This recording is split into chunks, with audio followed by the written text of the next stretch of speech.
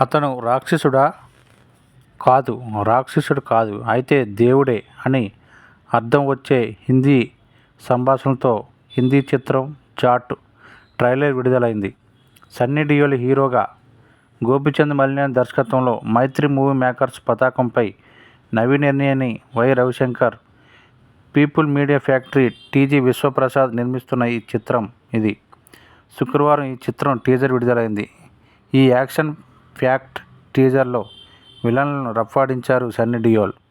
ఆయన పాత్ర ఎంత పవర్ఫుల్గా ఉంటుందో టీజర్ స్పష్టం చేస్తుంది. సన్నీ డియోల్, రణ్దీప్ హుడా తదితరులతో ఈ టీజర్ సాగుతుంది. వచ్చే ఏడాది ఏప్రిల్లో ఈ చిత్రం విడుదల కానుంది.